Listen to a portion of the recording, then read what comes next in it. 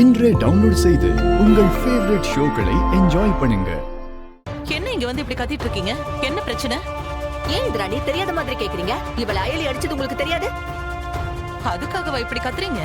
அயலி இடத்துல யார் இருந்திருந்தாலும் அப்படிதான் செஞ்சிருப்பாங்க. அப்படிதான் செஞ்சிருக்கணும்.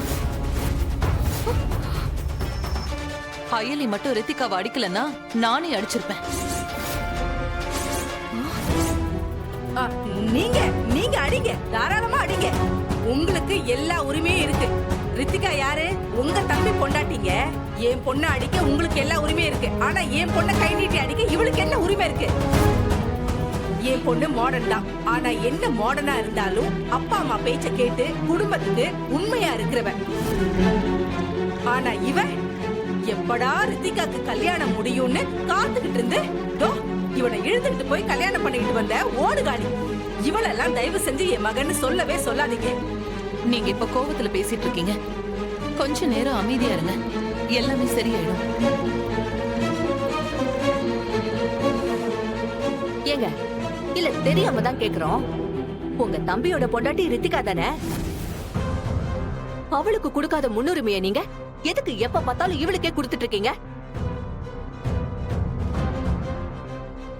நல்லா கேளுங்க அத்தை. இத நான் கேட்டாலும் சரி, இல்ல இந்த வீட்ல இருக்கிற யாரு கேட்டாலும் சரி, எப்பவுமே பதில் சொல்றதே இல்ல. முறைப்படி தாலிய கட்டிட்டு வீட்டுக்கு மருமகளா வந்த என்ன விட இவளை ஏன் தலையில வச்சுட்டு தாங்குறாங்கன்னு கேளுங்க அத்தை.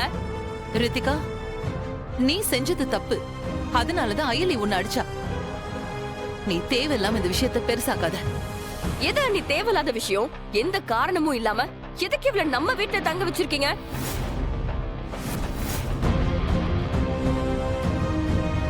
அப்படி உங்களுக்கு ஹெல்ப் பண்ற அளவுக்கு என்ன பண்ணிட்டாங்க?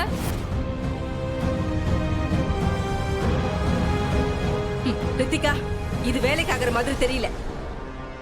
இதுக்கப்புறம் ஒண்ணு நீ இந்த வீட்ல இருக்கணும், இல்ல தோ நிக்கிறாளே அயலி, இவ இந்த வீட்ல இருக்கணும்.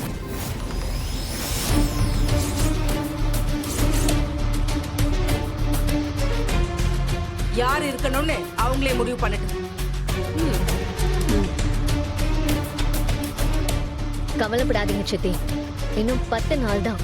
அதுக்கப்புறம் நீங்களே சொன்னாலும் இந்த வீட்ல நாங்க இருக்க மாட்டோம். அது என்ன 10 நாள்? இப்பவே கிளம்புடி. அதான் அவ 10 நாள்ல போயிடுறேன்னு சொல்றால, விடுங்களேங்க. பாத்தீங்களா அத்தை? என்ன விட இவதான் இந்த வீட்டுல முக்கியம்னு எப்பயாவது புரிஞ்சுக்கிட்டீங்களா? இங்க பாருங்க அண்ணி, இவ இருக்கிற வீட்டுல என்னால இருக்க முடியாது. அதனால நான் இப்பவே எங்க அம்மா வீட்டுக்கு கிளம்புறேன். ரித்திகா, ஏய், என்ன பேசிட்டு இருக்க நீ? நீங்க சும்மா இருங்க. இதுக்கு அப்புறம்லாம் என்னால பொறுமையா இருக்க முடியாது. நான் இப்பவே எங்க அம்மாவை கூட்டிட்டு கிளம்புறேன். மா, நீருமா, நான் போய் என் ட்ரெஸ் எல்லாம் எடுத்துட்டு வரேன். ஏய் ரித்திகா, சொல்றத கேளு. ரித்திகா, ரித்திகா, ஏய் இருமா. ரித்திகா, ஏய் ரித்திகா, ஒரு நிமிஷம் சொல்றத கேளு. ரித்திகா, ரித்திகாமா, என்னங்க வாங்க.